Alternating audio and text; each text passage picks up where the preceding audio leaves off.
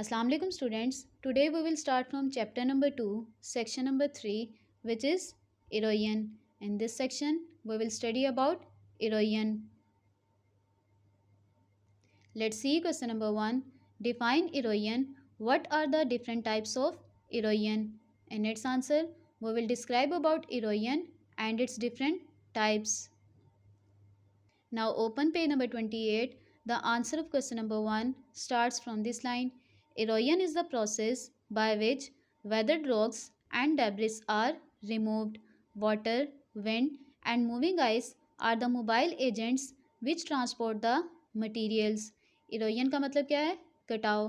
Erosion वो process है जिसमें चट्टानें टूटती हैं. इसमें सिर्फ चट्टानें टूटती नहीं हैं बल्कि जो इरोडेड मटेरियल होता है वो एक जगह से दूसरी जगह ट्रांसपोर्ट भी होता है. किस तरह से ट्रांसपोर्ट होता है? With the help of mobile agents. Mobile agents कौन से हैं? Water, wind and moving ice. In mobile agents की मदद से इरोडेड मटेरियल एक जगह से दूसरी जगह ट्रांसपोर्ट होता है.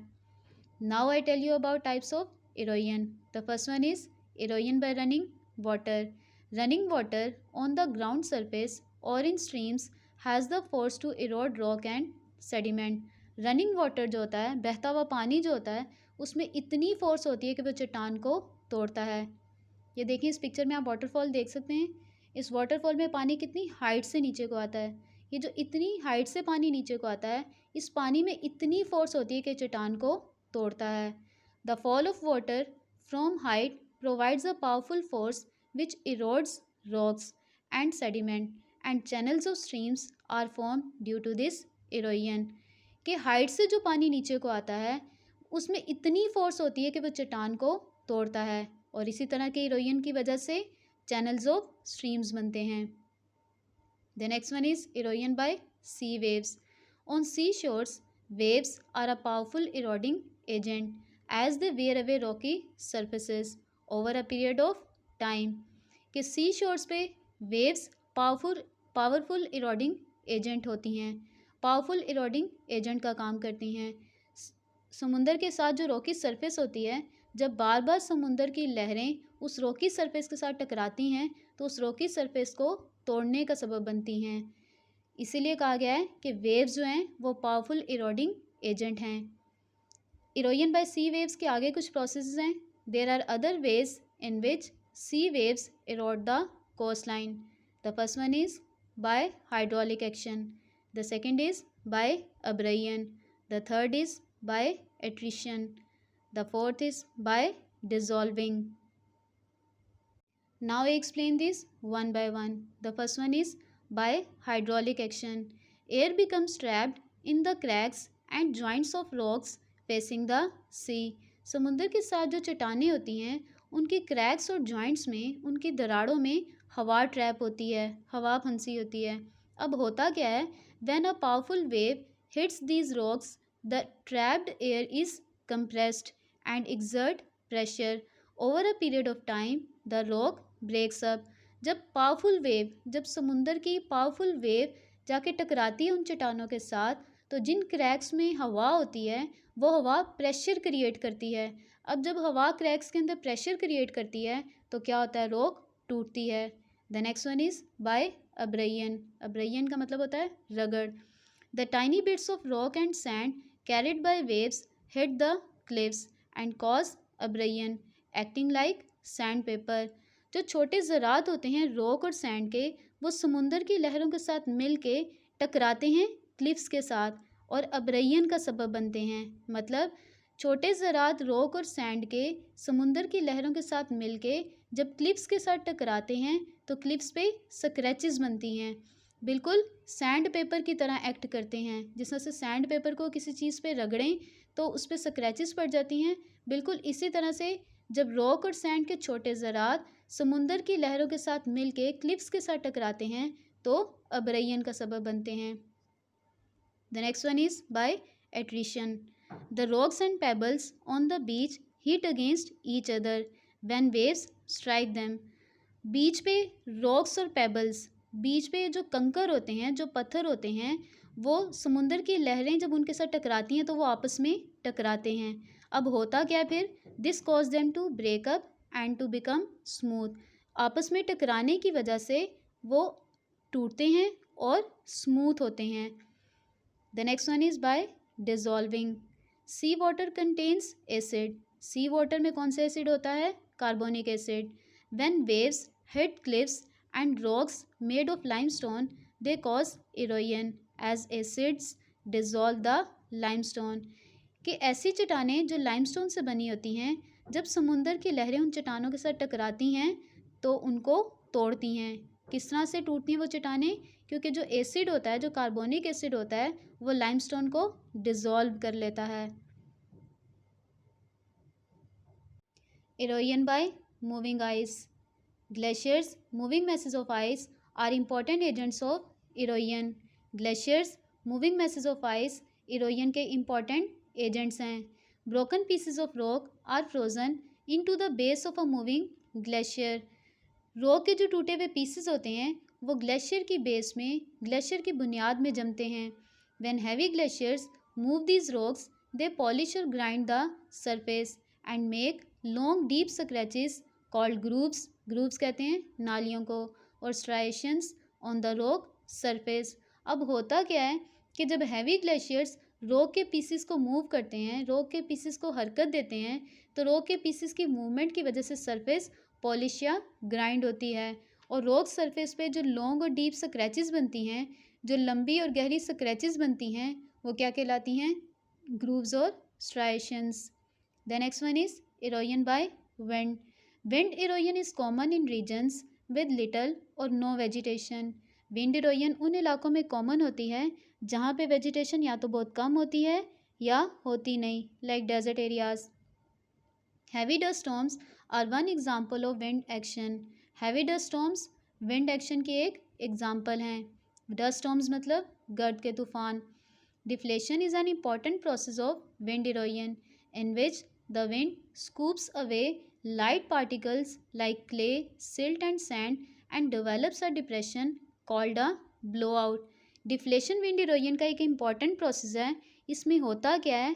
हवाएं लाइट पार्टिकल्स जैसे कि क्ले, सिल्ट और सैंड को दूर ले जाती हैं, जिससे डिप्रेशन क्रिएट होता है जो ब्लो आउट कहलाता है। डेजर्ट एरियाज़ में विंड के इस तरह के एक्शन की वजह से सैंड ड्यून्स बनते हैं, रेत के टीले बनते हैं। You can see here sand dunes. किस तरह के एक्शन की वजह से?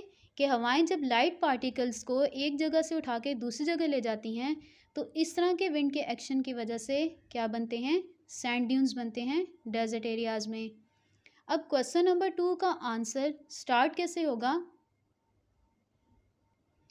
पहले इरोजन की हेडिंग आएगी और इरोजन की डेफिनेशन को एक्सप्लेन करेंगे।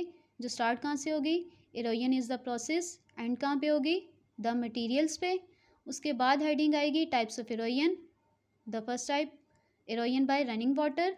स्टार्ट कहाँ से करेंगे इसको? Running water on the ground. And कहाँ पे होगी? And sediment. अगेन कहाँ से स्टार्ट होगी? The fall of water. And कहाँ पे होगी? Due to this erosion.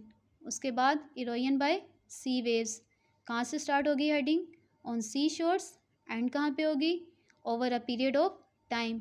Again कहाँ से स्टार्ट होगी? There are other ways. And कहाँ पे होगी? Erode the coastline. उसके बाद इन चारों के नेम आएंगे। By hydraulic action, by abrasion, by attrition, by dissolving. उसके बाद फिर इरोजन बाय मूविंग आइस की हेडिंग आएगी, जो स्टार्ट कहाँ से होगी? Glaciers moving message. एंड कहाँ पे होगी? ऑन द रॉक सरफेस पे। उसके बाद इरोजन बाय विंड की हेडिंग आएगी, जो स्टार्ट कहाँ से होगी? Wind erosion is common. And कहाँ पे होगी? Called a blowout. I hope you will be understand. अल्लाह हाफिज़। अस्सलाम वालेकुम students. Today we will start from chapter number 2, section number 3, which is erosion. In this section, we will study about erosion. Let's see question number 1. Define erosion. What are the different types of erosion? In its answer, we will describe about erosion and its different types.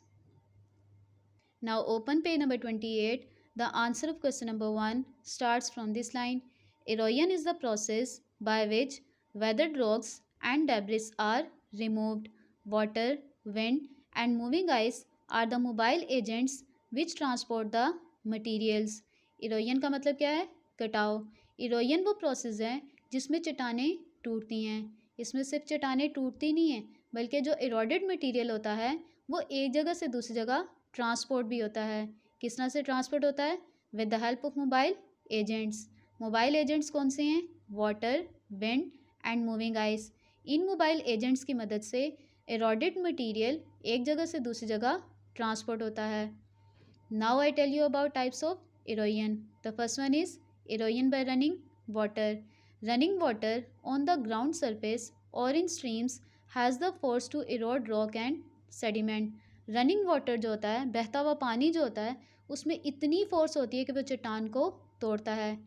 ये देखिए, इस picture में आप waterfall देख सकते हैं। इस waterfall में पानी कितनी हाइट से नीचे को आता है। ये जो इतनी हाइट से पानी नीचे को आता है, इस पानी में इतनी फोर्स होती है कि चट्टान को तोड़ता है। The fall of water from height provides a powerful force which erodes rocks and sediment, and channels of streams are formed due to this erosion.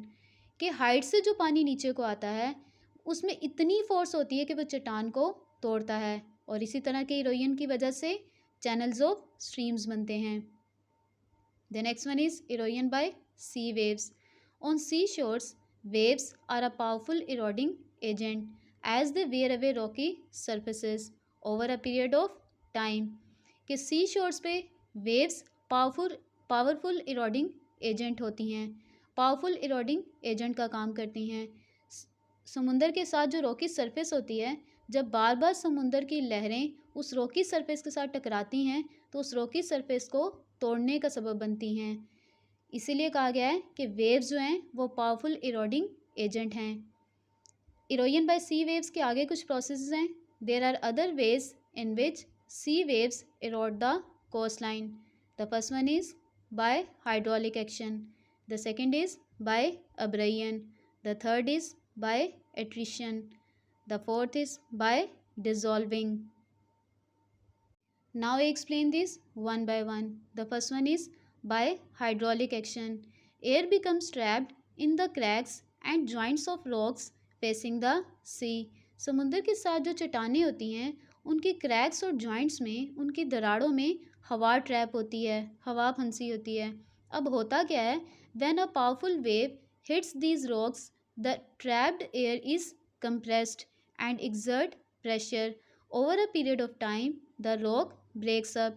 जब समुंदर की पावरफुल वेव जाके टकराती है उन चट्टानों के साथ, तो जिन क्रैक्स में हवा होती है वो हवा प्रेशर क्रिएट करती है। अब जब हवा क्रैक्स के अंदर प्रेशर क्रिएट करती है तो क्या होता है? रॉक टूटती है। The next one is by abrasion. Abrasion का मतलब होता है रगड़। The tiny bits of rock and sand carried by waves hit the cliffs and cause abrasion acting like sandpaper. जो छोटे ज़रात होते हैं रॉक और सैंड के, वो समुंदर की लहरों के साथ मिल के टकराते हैं क्लिफ्स के साथ और अब्रेयन का सबब बनते हैं। मतलब छोटे ज़रात रॉक और सैंड के समुंदर की लहरों के साथ मिल के जब क्लिफ्स के साथ टकराते हैं तो क्लिफ्स पे स्क्रैचेस बनती हैं, बिल्कुल सैंड पेपर की तरह एक्ट करते हैं। जिस तरह से सैंड पेपर को किसी चीज़ पे रगड़ें तो उस पर स्क्रैचेस पड़ जाती हैं, बिल्कुल इसी तरह से जब रॉक और सैंड के छोटे ज़रात समुंदर की लहरों के साथ मिलके क्लिफ्स के साथ टकराते हैं तो अब्रेयन का सबब बनते हैं। The next one is by attrition. The rocks and pebbles on the beach hit against each other when waves strike them.